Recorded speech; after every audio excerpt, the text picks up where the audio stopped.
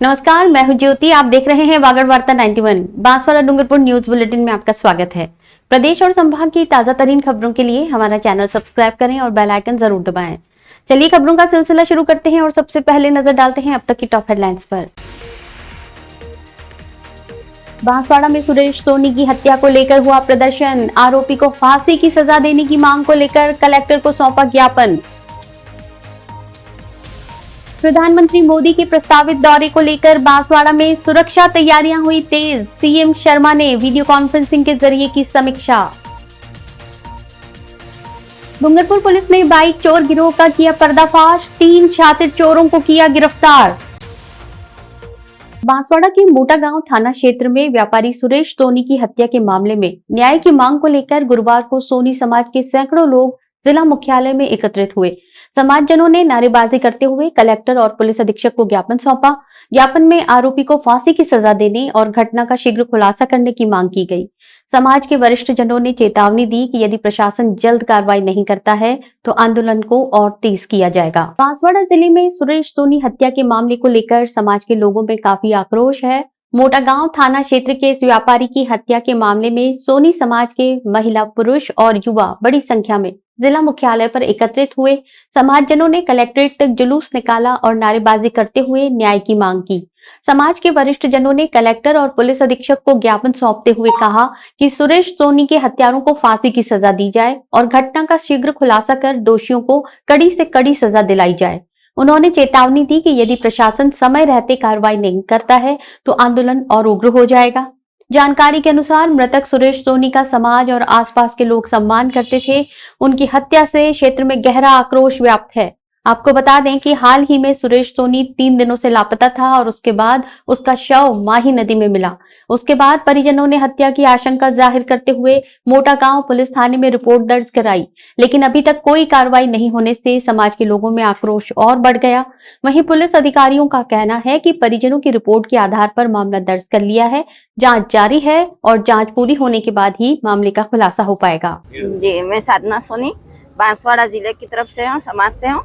और हमारे सुरेश भाई की जो अभी दुर्घटना एकदम जो हुई, पहले उनको गायब बताया गया, उसके बाद में उनकी 3 दिन बाद उनको हमने देखा कि वो मृतक पाए गए। उनके साथ में हरीश जी शर्मा भी थे। तो अभी तक कोई गुत्थी सुलझ नहीं रही है, हर चीज में उलट पुलट उनके बयान आ रहे हैं। तो हम ये चाहते हैं कि पुलिस प्रशासन इसका निष्पक्ष जांच करे और जो भी है इसके गुनहगार उसको सजा दी जावे। और परिवार उनका अच्छा है, मध्यम परिवार है। अब उनके घर में कोई कमाने वाला नहीं है।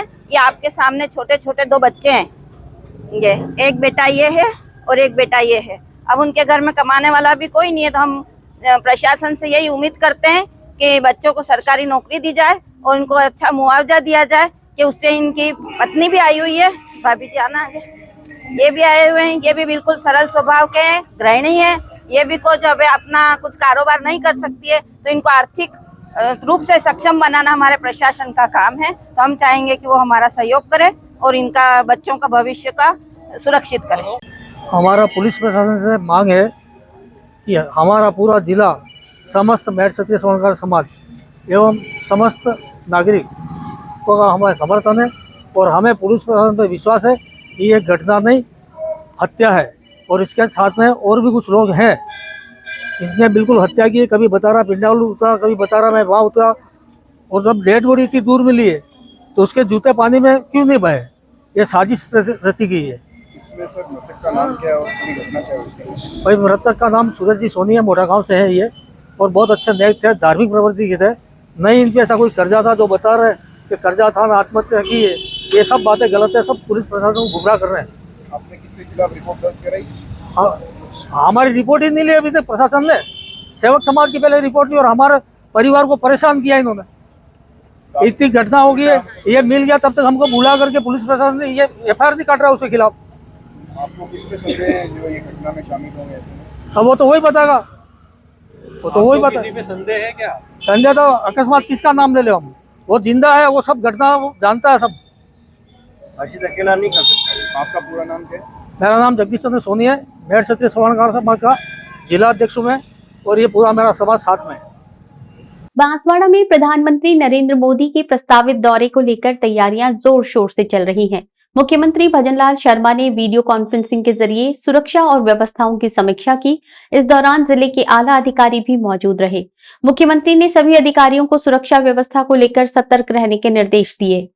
वीडियो कॉन्फ्रेंसिंग के बाद मुख्यमंत्री माही न्यूक्लियर पावर प्लांट सभा स्थल का निरीक्षण करने भी जाएंगे। बांसवाड़ा जिले में प्रधानमंत्री नरेंद्र मोदी के प्रस्तावित दौरे को लेकर तैयारियों को अंतिम रूप दिया जा रहा है। इसी कड़ी में मुख्यमंत्री भजनलाल शर्मा ने सुरक्षा और व्यवस्थाओं को लेकर अहम बैठक की। बैठक वीडियो कॉन्फ्रेंसिंग के जरिए हुई, जिसमें राज्य के शीर्ष सुरक्षा अधिकारी और जिला प्रशासन के जिम्मेदार अधिकारी शामिल हुए। वीडियो कॉन्फ्रेंस में DG intelligence Sanjay Agarwal, DIG सुरक्षा अजय सिंह राठौड़, उदयपुर रेंज आईजी गौरव श्रीवास्तव, जिला कलेक्टर डॉक्टर इंद्रजीत यादव और पुलिस अधीक्षक सुधीर जोशी मौजूद रहे। इसके अलावा न्यूक्लियर पावर कॉर्पोरेशन लिमिटेड के अधिकारी भी बैठक में शामिल हुए। मुख्यमंत्री ने अधिकारियों को निर्देश दिए कि प्रधानमंत्री की सुरक्षा को लेकर किसी भी स्तर पर लापरवाही नहीं होनी चाहिए और सभी व्यवस्थाओं को पहले से सुनिश्चित किया जाए। बैठक के दौरान ट्रैफिक प्रबंधन, सभा स्थल पर भीड़ नियंत्रण, पार्किंग व्यवस्था, मेडिकल इमरजेंसी और वीआईपी सुरक्षा प्रोटोकॉल जैसे अहम मुद्दों पर विस्तार से चर्चा की गई। मुख्यमंत्री ने जिला प्रशासन और पुलिस को निर्देशित किया कि सभा स्थल और आसपास के इलाकों की पूरी निगरानी रखी जाए और सुरक्षा कर्मियों की तैनाती चाक चौबंद हो। वीडियो कॉन्फ्रेंस के बाद मुख्यमंत्री भजनलाल शर्मा स्वयं माही न्यूक्लियर पावर प्लांट स्थित प्रस्तावित सभा स्थल का निरीक्षण करेंगे। वहां वो तैयारियों पर जायजा लेकर मौके पर अधिकारियों को आवश्यक दिशा निर्देश भी देंगे। प्रधानमंत्री नरेंद्र मोदी का ये दौरा बांसवाड़ा सहित पूरे आदिवासी अंचल के लिए बेहद अहम माना जा रहा है। लिहाजा प्रशासन और सुरक्षा एजेंसियां कोई भी कसर बाकी नहीं छोड़ना चाहती। इस हाई प्रोफाइल दौरे को देखते हुए जिले में सुरक्षा व्यवस्था को और मजबूत किया जा रहा है। डूंगरपुर जिले की बिछीवाड़ा पुलिस ने रतनपुर बॉर्डर पर बड़ी कार्रवाई करते हुए एक साथ 3 बाइक चोरों को गिरफ्तार किया है। पुलिस ने नाकाबंदी के दौरान 3 संदिग्ध बुलेट सवारों को रोका, लेकिन वे जंगल की ओर भागने लगे। पीछा कर पुलिस ने तीनों को दबोच लिया। जब्त की गई बुलेट गाड़ियों पर ना तो चाबी थी, ना ही पेट्रोल टैंक और हैंडल सुरक्षित थे। पूछताछ में तीनों आरोपियों ने अहमदाबाद से बाइक चोरी करने की बात कबूल की है। पुलिस ने करीब 7.5 लाख की कीमत की बुलेट बाइक बरामद की है। डूंगरपुर जिले की बिछीवाड़ा पुलिस ने चोरी की वारदातों पर बड़ा वार किया है। थानाधिकारी कैलाश सोनी ने जानकारी दी कि 16 सितंबर को रतनपुर बॉर्डर पर विशेष नाकाबंदी की गई थी। इसी दौरान 3 बुलेट बाइक सवार तेज रफ्तार से गुजरात से राजस्थान की सीमा में प्रवेश करते दिखे। पुलिस ने उन्हें रुकने का इशारा किया, लेकिन तीनों कुछ दूर जाकर बाइक छोड़ जंगल की तरफ भागने लगे।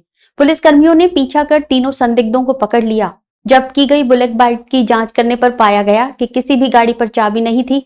सभी गाड़ियों के हैंडल लॉक टूटे हुए थे और पेट्रोल टैंक के ढक्कन भी क्षतिग्रस्त थे। इन हालात ने पुलिस का शक पुख्ता कर दिया। कड़ी पूछताछ में आरोपियों ने अपना अपराध कबूल कर लिया।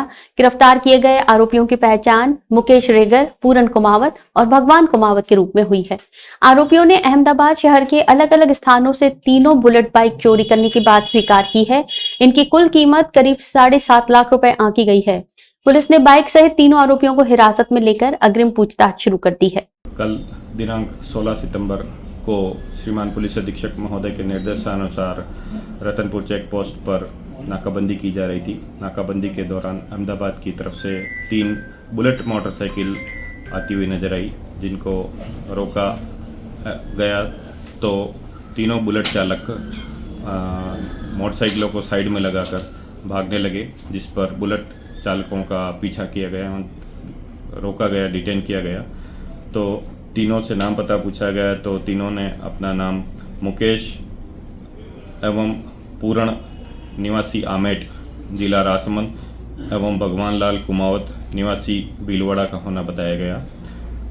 उक्त व्यक्तियों के पास पाई गई मोटरसाइकिल को चेक किया गया तो मोटरसाइकिल के हैंडल लॉक टूटे हुए हैं एवं टंकियों के लॉक टूटे हुए पाए गए। इस संबंध में गिरफ्तारशुदा डिटेनशुदा तीनों व्यक्तियों से अनुसंधान जारी है। तीनों जब्तशुदा मोटरसाइकिलों को संभवतया अहमदाबाद से चोरी करके लाना पाया गया है। जब्तशुदा मोटरसाइकिल की कीमत करीबन 7.5 लाख रुपया है। बांसवाड़ा में भाजपा प्रदेश अध्यक्ष मदन राठौड़ ने प्रधानमंत्री नरेंद्र मोदी के आगामी दौरे को ऐतिहासिक करार दिया है। प्रेस कॉन्फ्रेंस में उन्होंने कहा कि जनजातीय अंचल को जल्द ही बड़ी सौगात मिलने वाली है। प्रधानमंत्री मोदी 50,000 करोड़ की लागत से तैयार माही न्यूक्लियर पावर प्लांट का शुभारंभ करेंगे। इस परियोजना से न सिर्फ ऊर्जा की जरूरतें पूरी होंगी बल्कि रेलवे प्रोजेक्ट को भी नई गति मिलेगी। इस दौरान विपक्षी नेताओं पर भी तीखा हमला बोला गया और दावा किया गया कि ये दौरा जनजातीय क्षेत्र के विकास की दिशा में मील का पत्थर साबित होगा। बांसवाड़ा में भाजपा प्रदेश अध्यक्ष मदन राठौड़ ने प्रेस कॉन्फ्रेंस कर प्रधानमंत्री नरेंद्र मोदी के आगामी दौरे को लेकर बड़ा बयान दिया। उन्होंने कहा कि ये दौरा जनजातीय क्षेत्र की तकदीर और तस्वीर दोनों बदल देगा। राठौड़ ने जानकारी दी कि प्रधानमंत्री मोदी 50,000 करोड़ रुपए की लागत से तैयार हो रहे माही न्यूक्लियर पावर प्लांट का शुभारंभ करेंगे। इस प्लांट से न केवल दक्षिण राजस्थान बल्कि पूरे देश को ऊर्जा की नई दिशा मिलेगी। साथ ही रेलवे प्रोजेक्ट को भी इससे सीधे तौर पर गति मिलेगी। मदन राठौड़ ने विपक्ष पर भी निशाना साधा। उन्होंने भारत आदिवासी पार्टी के सांसद राजकुमार रोत को समाज को गुमराह करने वाला नेता बताते हुए कहा कि ऐसे नेता जनजाति समाज को तोड़ने का काम कर रहे हैं। राठौड़ ने साफ कहा कि समाज को तोड़ने वाले नेताओं को जन समर्थन कभी नहीं मिलेगा। प्रेस कॉन्फ्रेंस में प्रतिपक्ष नेता राजेंद्र राठौड़, मंत्री बाबूलाल खराड़ी और पूर्व मंत्री महेंद्रजीत सिंह मालवीय भी मौजूद रहे। नेताओं ने संयुक्त रूप से कहा कि प्रधानमंत्री मोदी का ये दौरा बांसवाड़ा ही नहीं बल्कि पूरे जनजाति अंचल के लिए विकास का ऐतिहासिक अवसर होगा। भाजपा नेताओं ने बताया कि माही न्यूक्लियर पावर प्लांट से हजारों युवाओं को रोजगार के अवसर मिलेंगे। क्षेत्र की बिजली आपूर्ति सुचारू होने से उद्योग धंधों को भी बढ़ावा मिलेगा और आदिवासी अंचल में विकास की नई लहर दौड़ेगी। अब सबकी निगाहें प्रधानमंत्री मोदी के दौरे पर टिकी हैं। भाजपा का दावा है कि ये दौरा न केवल राजस्थान बल्कि पूरे देश की राजनीति में बड़ा संदेश देगा और जनजातीय क्षेत्र के विकास की दिशा में मील का पत्थर साबित होगा। सौगात देंगे सर। आज जो आपका दौरा किस तैयारियों को लेकर, क्या क्या तैयारियां चल रही सर ये मोदी को लेकर?